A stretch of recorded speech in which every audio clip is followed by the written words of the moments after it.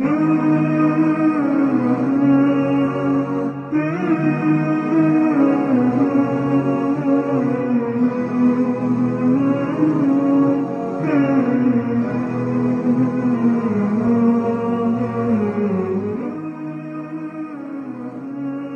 you ever seen a small baby when it's born? You were all there, or should we say we were all there once upon a time. You see the baby, how much it's in need of assistance. It is totally dependent on other people. And this is how Allah subhanahu wa ta'ala creates a person. Why? Because He wants him to remember his origins. He can't turn by himself. He wets his nappy, he does number 2 in his nappy, and he can't clean himself until his mother comes and takes that nappy off. He wants to drink, he's hungry, and he can't move or drink until his mother feeds him. And then after a while, that same little baby becomes older and older, and then he starts thinking that he's something special. And then he forgets his origins, and he starts to think that he is it. He is the man. Forgetting his origins, and the older that he gets, the more independent that he regards himself. And when he starts going to the gym and pumping some iron, and he starts taking horse growth hormones, so he bloats, then after a while he thinks that he is something really special.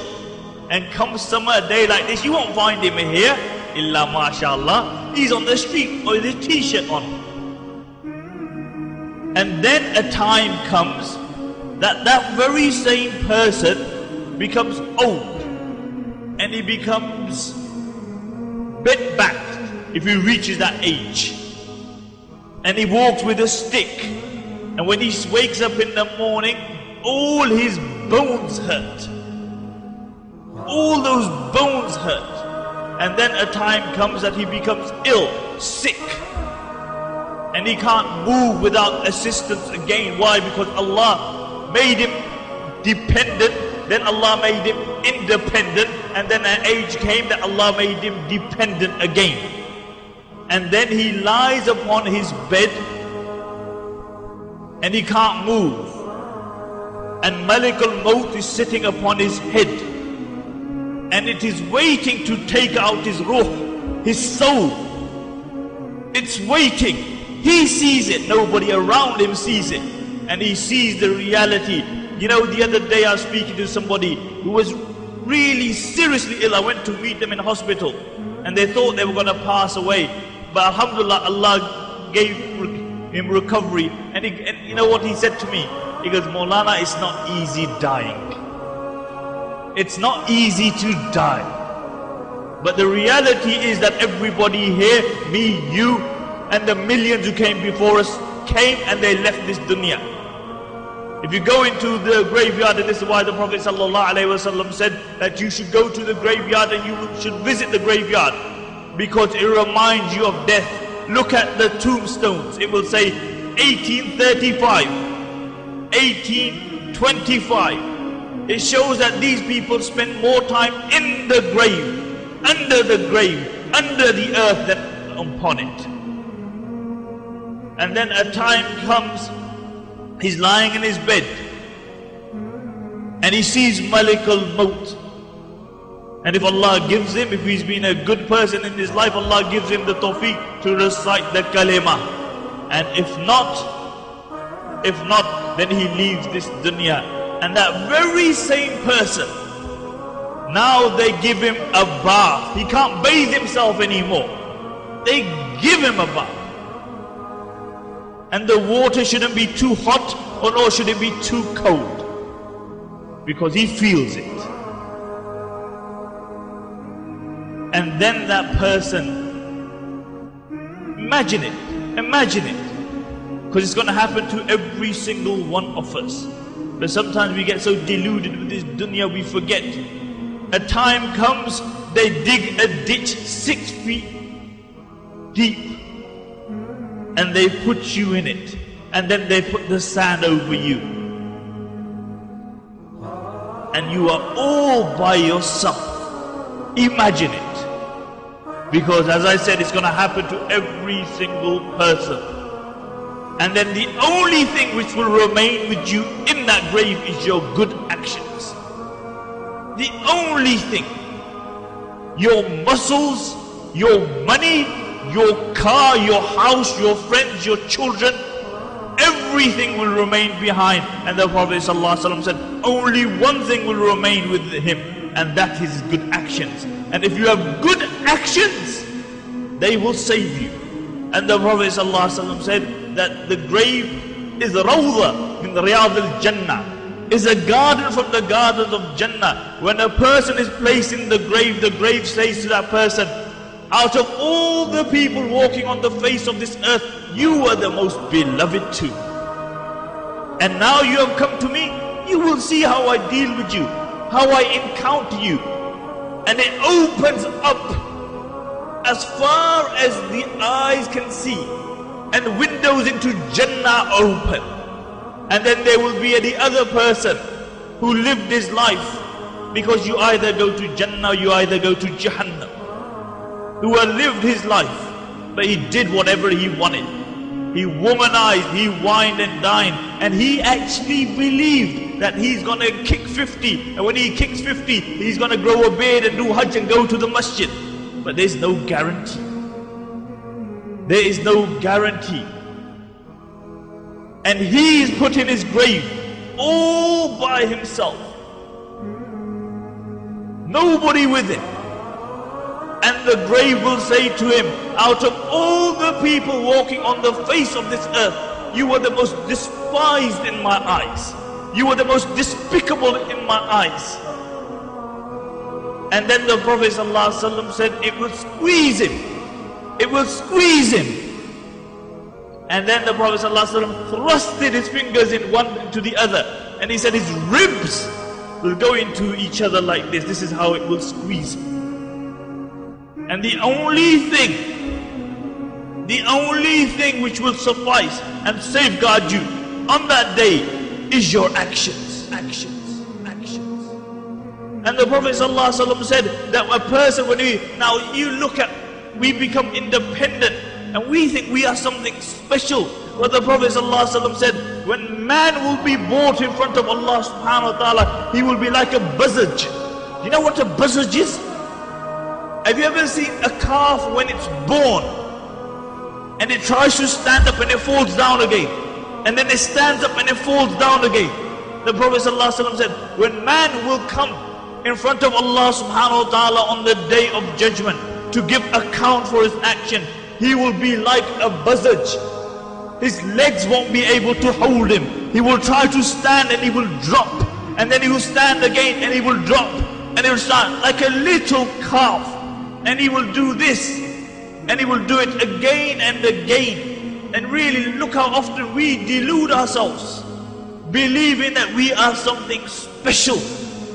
But on that day, every man will know how special he is. The biggest gangsters, the biggest drug dealers, the biggest macho men, the bouncers will know their reality. Their reality, they will know. Or man, when he will see his actions on the day of judgment, the Prophet ﷺ, his evil action, he will cry. He will cry until his tears dry up. Tears dry up. And he will have no tears left. And then the Prophet ﷺ said he will still cry, but he will cry tears of blood when he will see the reality. And this is why the Prophet ﷺ defined it as what? Yawmul Hasra, a day where man will have remorse. He will have remorse. Why didn't I spend my life in the worship of Allah subhanahu wa ta'ala? In the worship of Allah subhanahu wa ta'ala. In the worship of Allah subhanahu wa ta'ala.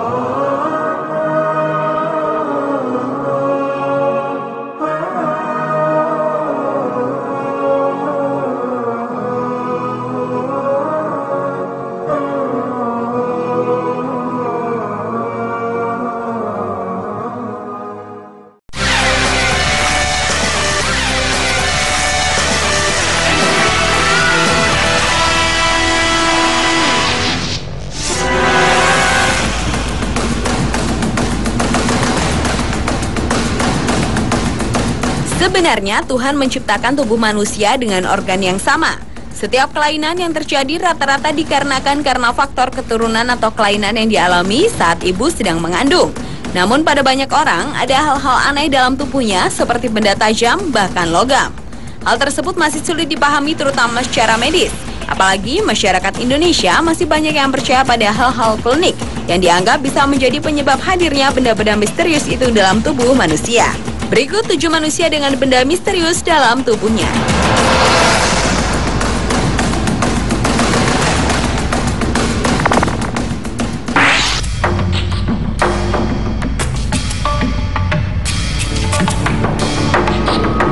Orang pertama adalah Syafira, seorang anak berusia 3 tahun yang ditemukan ibunya mengalami keanehan pada betis kakinya. Setelah diperiksa di Rumah Sakit Andi Makassau, dari hasil ronsen tampak ada banyak paku yang tertanam di kaki Syafira. Ada 27 benda asing yang berada di dalam betis bocah asal Parepare, Sulawesi Selatan itu. Sebanyak 23 buah paku, sebuah jarum, dan 2 logam putih bersarang di betis kanan dan kiri. Sedangkan benda aneh lainnya berada di punggungnya. Kuat diduga paku-paku tersebut sengaja dimasukkan. Pasalnya, pihak rumah sakit memastikan paku-paku tersebut adalah paku asli dan tidak mungkin tumbuh dengan sendirinya dalam tubuh manusia. Kecurigaan semakin jelas setelah tim medis menemukan bekas luka yang sudah tertutup daging pada bagian betis sebelah kanan Syafira.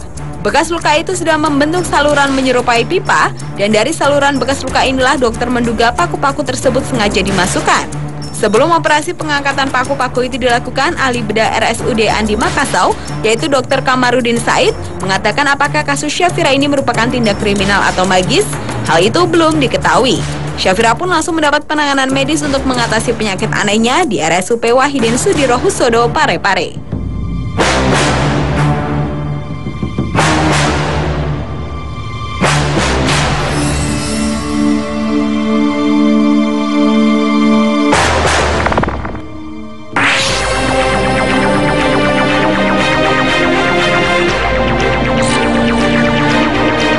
Seorang wanita Parubaya mengeluarkan sedikitnya 10 buah paku serta 1 mata pisau cutter dari tubuhnya. Pihak keluarga menduga wanita tersebut terkena ilmu hitam setelah menginjak benda yang dikeramatkan. Dengan bantuan seorang dukun yang didatangkan ke puskesmas, wanita bernama Hartati warga desa Campurjo, Pulewali Mandar, Sulawesi Barat itu pun ditolong. Wanita berusia 50 tahun ini diduga menjadi korban santet atau ilmu hitam karena darah terus-menerus keluar dari rektumnya. Sebelum dilakukannya pemeriksaan foto ronsen, tim dokter yang melakukan pemeriksaan belum dapat memastikan apakah benda asing tersebut benar-benar keluar dari tubuh Hartati atau karena faktor lain. Selain itu, diduga juga masih ada benda asing lain dalam tubuhnya. Hartati sudah menjalani perawatan di Puskesmas Wonomulyo karena sejumlah penyakit yang dideritanya, diantaranya tekanan darah tinggi, gangguan tidur, dan buang air berdarah. Dari hasil pemeriksaan medis, Hartati didiagnosa menderita hemeriot internal yang mengakibatkan keluarnya darah melalui rektumnya.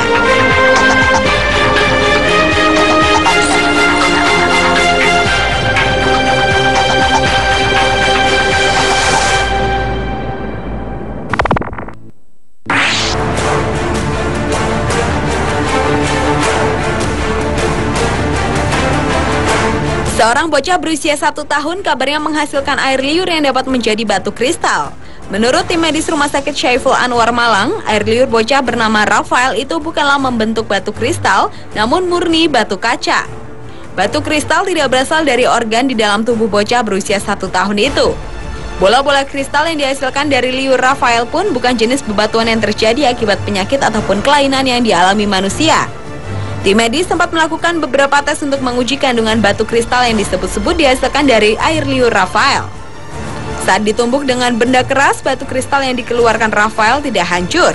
Ini berbeda dengan Hyalolithasisi atau batuan yang dihasilkan air liur namun mudah hancur. Batu kristal juga ditetesi asam sulfat untuk menguji kandungan kalsium yang terdapat di dalamnya. Bahkan liur batu kristal Rafael juga dibawa ke ahli batu untuk mengetahui jenis batuannya. Peristiwa air liur yang menjadi batu mungkin saja dialami manusia. Kelainan ini disebut sialolithiasis. Ini terjadi karena berlebihannya produksi kalsium pada kelenjar ludah yang membuat air liur menjadi batu. Namun proses pembentukan batu tidak terjadi dalam waktu singkat, melainkan berbulan-bulan. Air liur karena kelainan sialolithiasis ini juga bentuknya tidak beraturan, tidak seperti yang dihasilkan Rafael yang berbentuk bulat seperti kristal.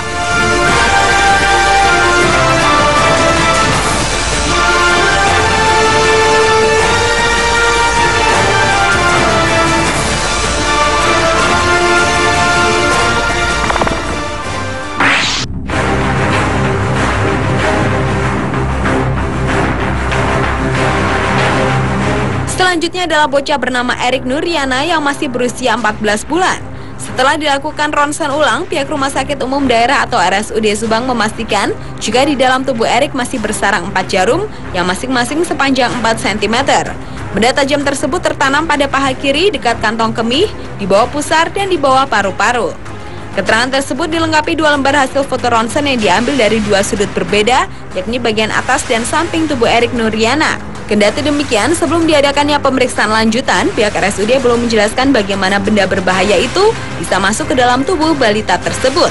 Saat itu, menurut Direktur RSUD, Dr. Nunung Suhairi, pihaknya baru menemukan kasus kesehatan seperti dialami oleh Erik, sehingga diperlukan kehati-hatian dalam menanganinya.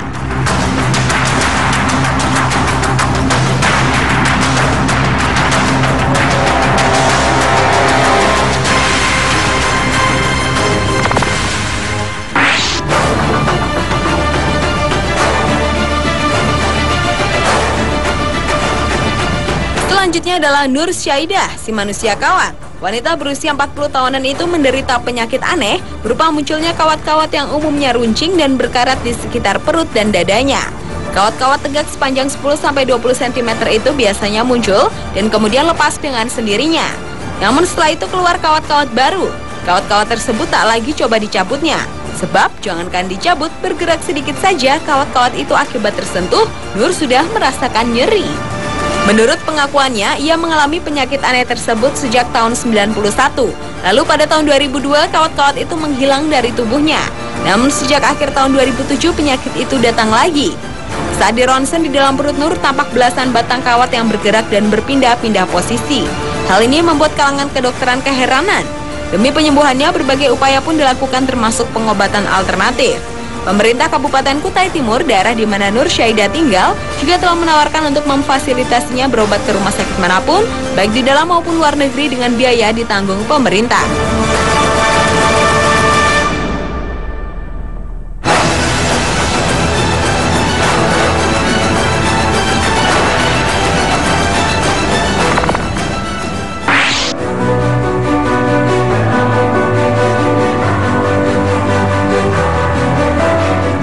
Berikutnya adalah nasib malang yang menimpa Muhammad Yusril. Bocah berumur 12 itu harus menjalani operasi di Rumah Sakit Umum Andi Makassau, Parepare, Sulawesi Selatan setelah ditemukan 3 jarum di dalam tubuhnya. Berdasarkan hasil ronsen, jarum-jarum tersebut ditemukan di betis kiri Yusril, dan bagaimana jarum-jarum itu bisa berada di dalam tubuh bocah yang masih duduk di bangku kelas 6 sekolah dasar itu sempat menjadi tanda tanya. Menurut Alung, orang tua Yusril, sebelumnya anaknya pernah mengalami kecelakaan jatuh di kamar mandi, namun saat itu tidak ditemukan adanya jarum. Sedangkan menurut Dr. Kamarudin Said yang menangani Yusril, jarum-jarum itu sengaja dimasukkan ke dalam tubuh pasien.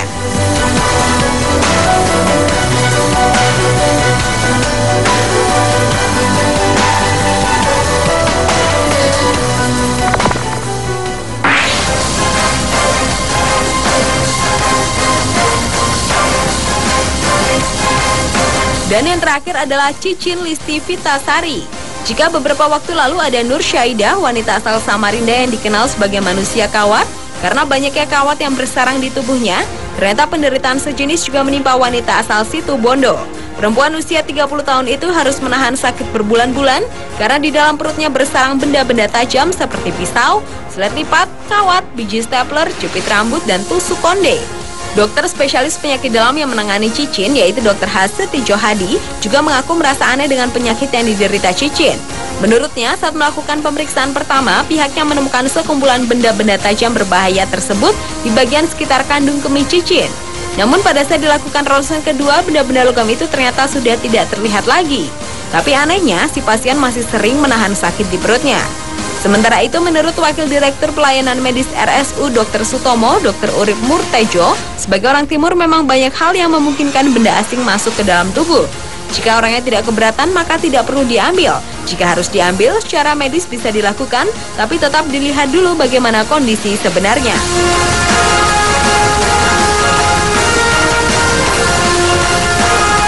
Pemirsa, itulah 7 manusia dengan benda misterius dalam tubuhnya versi On The Spot.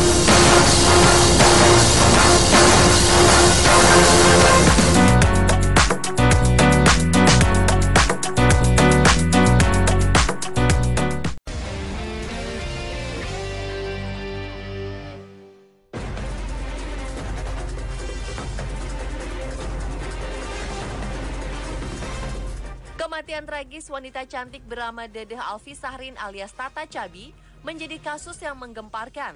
Perempuan 26 tahun yang belakangan diketahui sebagai penjajah cinta online ini ditemukan tewas di kamar kosnya di kawasan Tebet, Jakarta Selatan pada Sabtu malam 11 April 2015 lalu. Hasil penyelidikan mengungkapkan bahwa Tata dibunuh salah satu tamunya, PR alias Rio, yang membunuh korban karena merasa sakit hati disebut bau badan. Selain Dedeh, kasus pembunuhan mengenaskan lainnya juga dialami oleh beberapa wanita cantik lainnya dengan kasus dan motif pembunuhan yang berbeda. Dan berikut On The Spot merangkumnya dalam 7 pembunuhan tragis wanita cantik.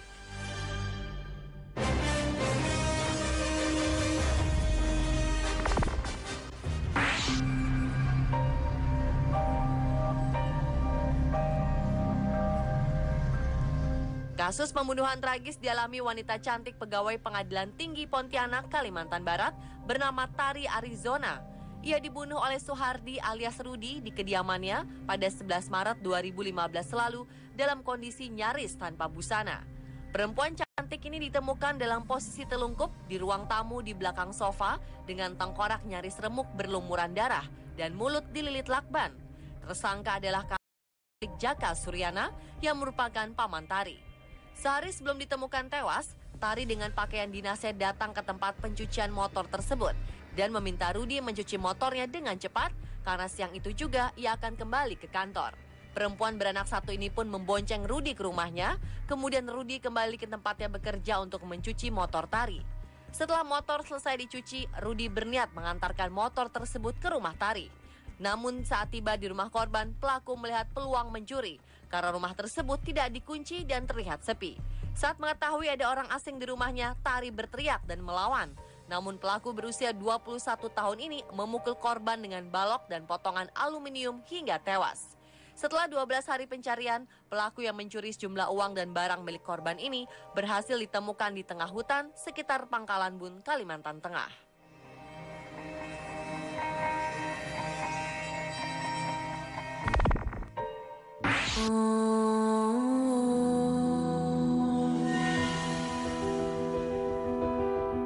Pembunuhan tragis juga dialami mahasiswi cantik bernama Asri Akai. 4 Februari 2015 kemarin, Asri yang saat itu menjalani studi akhir di STT Parakletos Kota Tomohon, Sulawesi Utara, ditemukan tewas di Kompleks Auditorium Bukit Inspirasi Kota Tomohon. Ia dibunuh oleh mantan pacarnya sendiri, John Angga Leonardo Wayong, karena alasan cemburu. Pelaku mengaku ia cinta mati dan tak rela kehilangan korban yang hendak dilamar oleh pria lain. Berdasarkan hasil otopsi, korban mengalami luka memar dan 10 tusukan di bagian wajah dan leher. Diduga, wanita cantik berusia 21 tahun ini juga digagahi sebelum dibunuh. Pelaku memang sengaja meminta untuk bertemu dengan korban dan tanpa basa-basi, pelaku langsung menyerang korban. Peristiwa tragis ini membuat keluarga korban sangat terpukul. Ayah tiri korban, Lexi Moninja, merasa kehilangan dan beberapa kali pingsan. Lexi sangat menyayangi putri yang sudah ia besarkan sejak baru berusia 3 tahun tersebut. Sementara pelaku yang sudah ditangkap pihak kepolisian harus menghadapi proses hukum untuk mempertanggungjawabkan perbuatannya.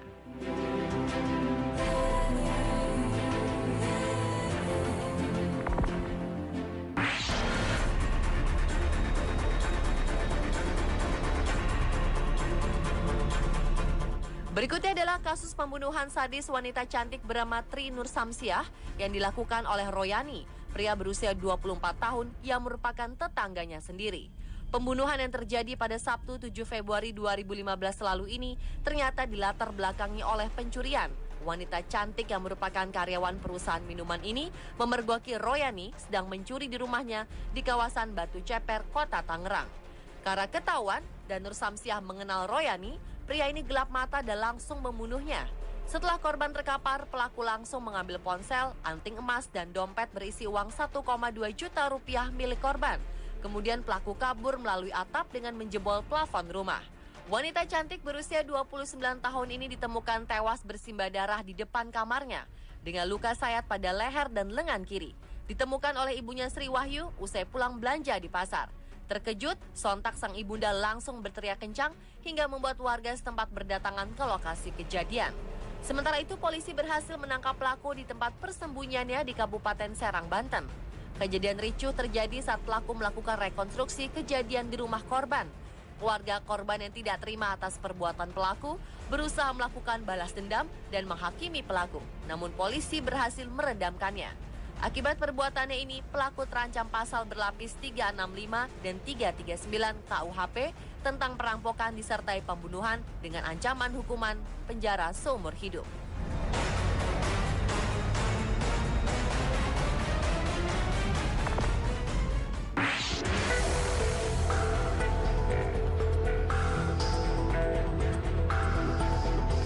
Kasus pembunuhan wanita cantik bernama Ade Sarah Angelina Suroto juga sempat menggegerkan publik. Pasalnya ia dibunuh oleh mantan pacarnya sendiri Hafid dan kekasih barunya Ashifa Ramadhani. Kedua pelaku yang masih berusia 19 tahun ini merupakan teman korban semasa sekolah di SMA. Pembunuhan Ade Sarah terjadi pada 3 Maret 2014 di dalam mobil yang dikemudikan Hafid. Sejoli ini melakukan penculikan dan penyiksaan, salah satunya dengan alat setrum, mengikat tangan Ade Sarah dan menyumpal mulutnya dengan kertas koran, kemudian membuang jasad korban di jalan tol Bintara kilometer 41, Bekasi Barat. Penganiayaan yang berujung pada kematian wanita cantik ini dilakukan atas dasar motif cemburu. Hafid tak terima ia sudah diputuskan oleh korban, sementara Ashifa cemburu karena tak ingin korban kembali ke pelukan Hafid yang sudah menjadi kekasihnya. Pembunuhan Ade Sarah terbilang sangat keji, lantaran kedua pelaku sempat membangun alibi tidak terlibat dengan berpura-pura melayat ke rumah korban, bahkan sempat menuliskan status berduka cita atas kematian korban di media sosial masing-masing. Karena pembunuhan yang direncanakan ini, kedua pelaku pun dituntut hukuman seumur hidup. Namun pada 9 Desember 2014, Majelis Hakim Pengadilan Negeri Jakarta Pusat menjatuhkan vonis lebih rendah dari tuntutan seumur hidup yang diajukan jaksa, yakni 20 tahun penjara karena alasan terdakwa masih bisa memperbaiki hidupnya.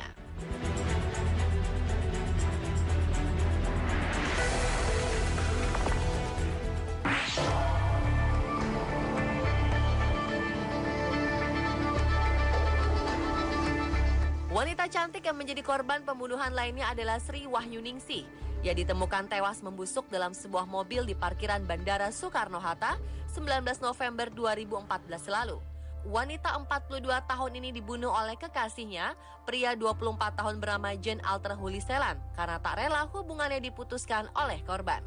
Awalnya Jen menjemput ibu cantik dengan dua anak ini dari sebuah klub malam di kawasan Jakarta Barat 14 November 2014 lalu. Keduanya kemudian terlibat cekcok. Adu mulut yang berlangsung panas berujung pada penamparan yang dilakukan korban terhadap tersangka. Karena terpancing emosi, tersangka pun kemudian mencekik leher korban di kawasan Taman Gajah Dharmawangsa hingga tewas. Setelah itu korban yang sudah tak bernyawa kemudian dibawa ke areal parkir Bandara Soekarno-Hatta dan kemudian ditinggalkan di sana. Pelaku kemudian melarikan diri ke Nabire, Papua untuk menemui istrinya yang sudah 2 tahun ditinggal pergi. Polisi pun akhirnya berhasil menangkap tersangka di rumah istrinya di Nabire, Papua dan membawanya ke Polres Nabire untuk menjalani pemeriksaan lalu dibawa ke Jakarta. Atas perbuatan keji yang telah dilakukan, Jen akan dijerat dengan pasal berlapis dengan ancaman 15 hingga 20 tahun penjara.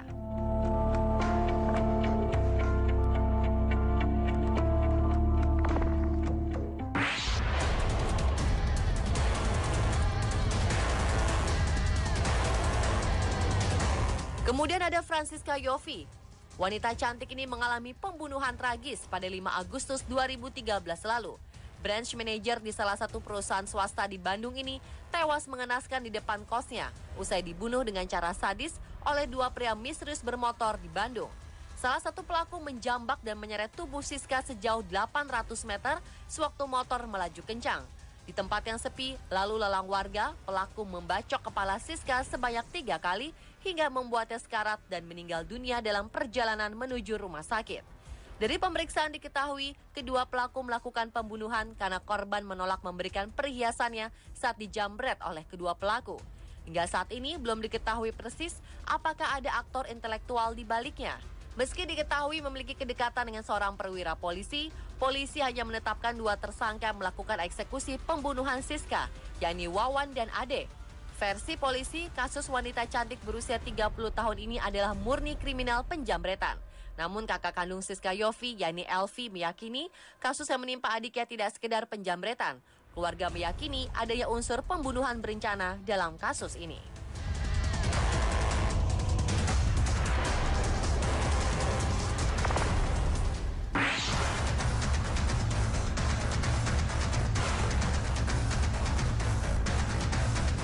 Dan yang terakhir adalah kasus pembunuhan sadis yang dialami wanita cantik bernama Holly Angela. Ia tewas dibunuh di apartemennya di Kalibata City pada 30 September 2013 lalu oleh 3 pria tak dikenal yang belakangan diketahui merupakan pembunuh bayaran yang didalangi oleh seorang pegawai Badan Pengurus Keuangan bernama Gatot Supiartono yang menikahi Holly secara siri karena sudah beristri.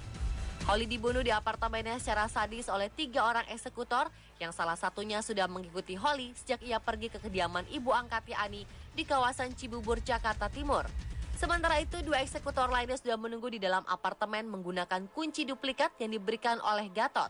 Sesampainya di apartemen, wanita 37 tahun ini langsung dibekap menggunakan sapu tangan yang sudah dibubuhi obat bius. Ia kemudian dipukul bertubi-tubi serta kaki dan tangannya diikat menggunakan charger ponsel. Saat digerebek, petugas keamanan apartemen mendapat laporan dari Ani yang saat itu masih melakukan komunikasi dengan Holly via telepon. Salah seorang pelaku tewas akibat terpeleset dari lantai atas saat mencoba untuk kabur. Sementara itu, kedua pelaku lainnya akhirnya berhasil ditangkap. BPK pun akhirnya menjatuhkan sanksi karena salah satu pegawainya ini melakukan poligami yang memang dilarang tanpa seizin institusi. Selain sanksi dari kantor, Gatot dan para eksekutor lainnya harus menjalani proses hukum akibat pembunuhan berencana yang mereka lakukan.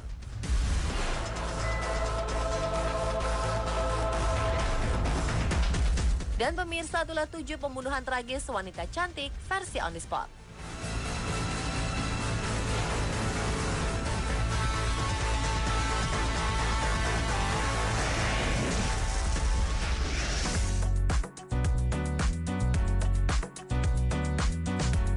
Seseorang yang diduga sebagai dukun pengganda uang tewas dengan menerjunkan diri ke dalam jurang saat diringkus polisi. Informasi selengkapnya mengenai kematian tragis orang-orang yang diduga dukun dapat Anda saksikan setelah jeda berikut.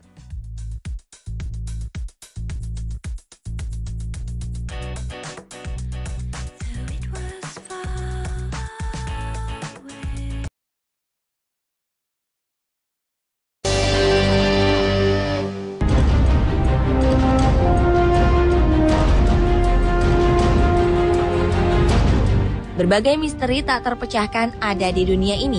Tempat-tempat aneh dan angker pun menjadi mitos tersendiri. Bahkan beberapa tempat ini akhirnya dijauhi atau ditinggalkan karena dikabarkan membawa kutukan.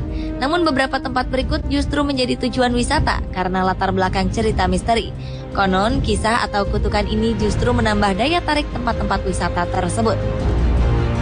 Di mana saja tempat-tempat yang konon mengandung kutukan?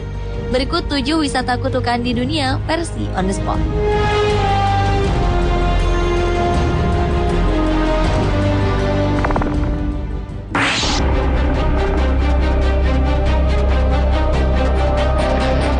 Gua terkutuk.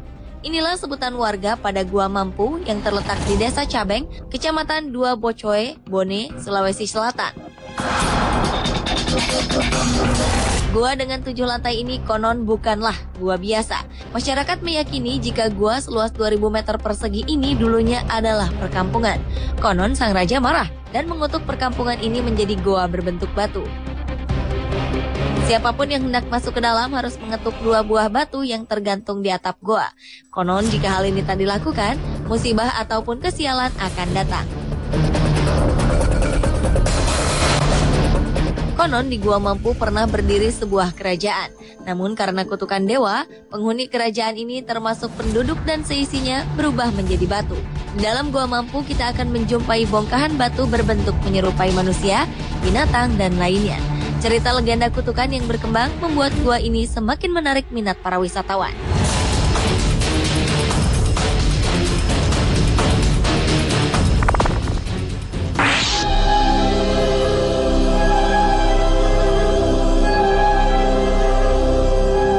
Sebuah taman hiburan ternyata tak lepas dari kutukan yang menyeramkan. Taman hiburan Danau Compounds di Bristol, Connecticut, Amerika Serikat ini adalah salah satunya. Taman hiburan ini dianggap sial karena konon suku Indian telah mengutuk tempat ini. Selain itu beredar kabar terjadi beberapa kasus munculnya sosok-sosok misterius dan kematian misterius. Kabarnya duo penyanyi bernama Milli Vanilli yang beranggotakan Bapmore